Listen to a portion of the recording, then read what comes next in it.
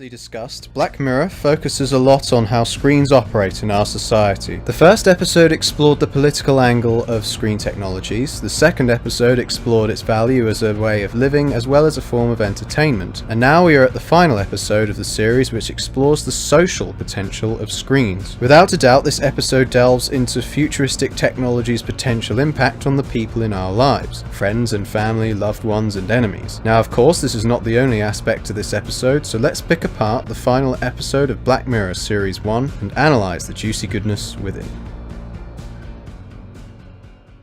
The futuristic society this episode depicts is a dreary one for anybody opposing a complete surveillance society. We see almost every character displayed in the episode as an individual implanted with a computer chip, also known as a grain, so they have the ability to record and replay everything they have ever witnessed in their lives. One might see this as a positive thing, considering you never have to forget anything that happened to you in your life ever again, and all criminal activities will be recorded too, so in theory, crime could drop substantially. Now of course, anybody with an ounce of sense will be able to tell you that the ends don't justify the means in a state completely under surveillance control, especially for anybody who knows the works of George Orwell. What this episode really nails on the head, however, is an updated portrayal of how a surveillance society may look and the ethical issues that come with it. After the 9/11 attacks, many Americans were swayed by the government agencies trying to get members of the public chipped in the interest of national security. Of course, this never really took off considering the large opposition to the Bush administration's invasion of the Middle East and the phony advertisements and news stories that would come with it. We have a Florida family who are really pioneers in a brave new world. They have volunteered to be the first ever to have microchip identification devices implanted into their body. After 9/11, I was really concerned with the security of my family. Now, of course, this idea of chips may be nothing more than an afterthought now, but just taking a look at the world around us today, we can see plenty of examples of this surveillance being a part of the individual, even if it's not biologically connected. Let's take smartphones, for example, a device that has the ability to record unprecedented amounts of video and image data and send it across the world with a platform such as Snapchat. If the governments couldn't force us to have chips planted into our heads, they've done a damn good job at placing a camera inside everybody's pockets. We could talk about the fact that recording such content is a personal choice.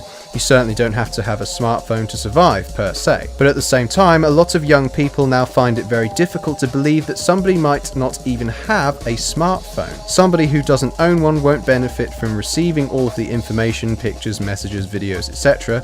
that are being shared amongst their peers and are made to feel left out because of it. Even social situations are no longer made private in case somebody decides to virtue signal to their friends how much of a great time they're having, instead of just simply enjoying the company they're with. This rejection is reflected in the episode's dinner party scene, considering there is a large amount of disbelief at Halam not having a grain in her brain. In fact, one of the characters immediately presumes her decision to be politically motivated, as if to say somebody who doesn't want their biology altered is an outcast or a radical. The fact that this conversation is even happening is evidence that these chips have been around for a long time, despite the episode not giving us many direct clues as to how long they have been a norm in society. To support this further, Fee's baby even has a grain. It certainly wouldn't have had a choice in whether or not it wanted all of its life recorded, further reinforcing this idea of the grains being normalized. This normalcy is certainly disrupted and challenged at times. One big moment that springs to mind is when Liam is seen staring straight into a mirror with his reflection almost duplicated in the image here. This may be considered nothing more than a moment of self-reflection, but I honestly don't think the show would be that naive. This deliberate decision to distort his reflection shows to me that he is not only looking at himself but his life's history too. His inability to separate himself from all of his past is demonstrated beautifully in this visual metaphor here. This constant reflection on his reputation, speech and decision making shows that this conflict haunts him constantly,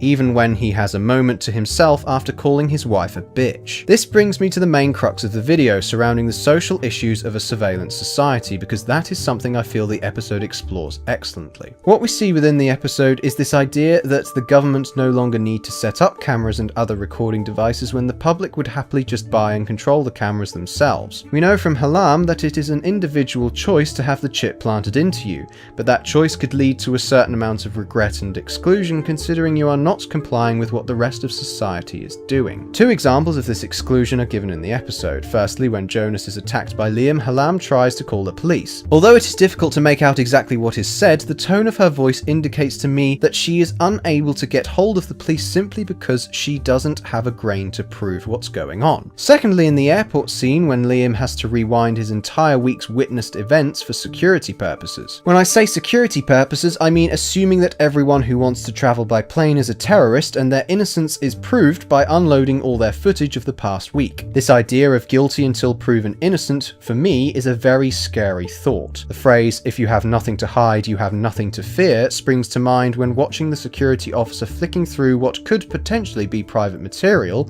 that you wouldn't want some security guard at an airport to look at. Although no substantial evidence is given to suggest this, I think it very likely that somebody without a chip wouldn't be able to board a plane, solely for the reason for pressuring those who don't have a chip to get one. One of the negative aspects of having a grain is a disconnection from reality. Liam is the biggest example of this at multiple points throughout the episode. He probably spends more time looking at the screen built in front of his eyes than he does examining the world around him. This disconnect also leads to a form of social awkwardness that is seen several times throughout too. When he interacts with Lucy after reminding himself of who she is, multiple points when seen chatting to his wife, but the biggest example is that horribly awkward handshake Liam and Jonas share after getting home. I think the decision to make Liam a lawyer was a very clever and interesting one, seeing as they would undoubtedly be the kind of people who would benefit from a system where everybody's vision is recorded 24/7. Redos would not only make up the bulk of their evidence in court cases, but also going back to what I was saying previously about crime prevention,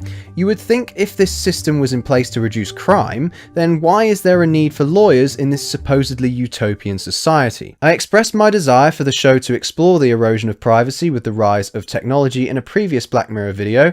Unfortunately, my prayers were answered in this episode. The documentation and recording of all acts, from the criminal to the sexual, is recorded. It is inexcusable and yet unescapable. Even the most benign elements of life are recorded for the sake of security. Take, for example, the paedophile babysitter situation we see tossed about in the first half of the episode. Something that was seen as a private joke between friends is expressed as an insult to the lady looking after Fee's child because the privacy has been taken away. The parents assumed her guilty from the moment they looked at their baby's recorded memory of being put to bed, and the reality of this hits the babysitter like a ton of bricks purely because she did nothing wrong. Even though this part of the script is rather minimal, it certainly had a very impactful effect when it comes to exploring the removal of privacy from society. Freedom of speech is being eroded by the day here in 2016, but imagine what it would be like if simply doing the most simple act may be considered criminal, creating more criminals than crimes. To add yet another layer to the cake, it doesn't put an end to crimes being committed anyway. The grains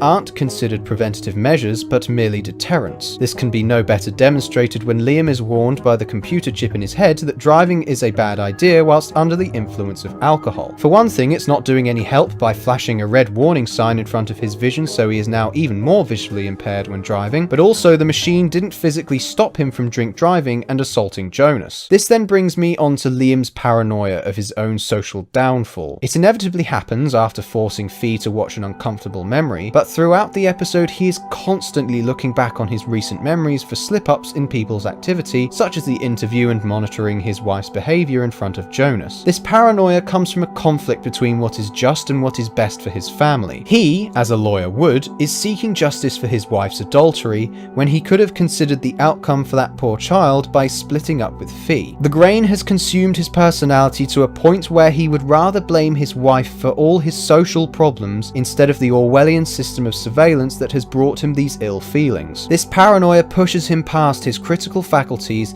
Even though his car is totaled and his wife's ex-fuck buddy has now been assaulted, he still persists in getting the justice he believes he deserves. Ultimately, Liam has not made his life any better by rooting out his wife's guilt. Due to being too emotionally burdened by his own mind, we are left to guess what happens to his wife and her child. I've been referring to the child as Fee's and not Liam's because he never even even finds out who the father of the child is. His loss of truth and lack of satisfaction is brought out best by the colouring of the shots used when Liam wanders around his empty house. The present is heavily contrasted with the past. We see rich oranges, browns and yellows displayed when we look into the past, whilst dull greys and blues are used in the present. Liam then cuts out the chip from his body in the horrifying last moments of the episode, but the reasoning for it is left very much open to interpretation. There are two possible conclusions that I can think of myself. Firstly is that he finally realised the grain was what was making his life a misery and therefore had to remove it.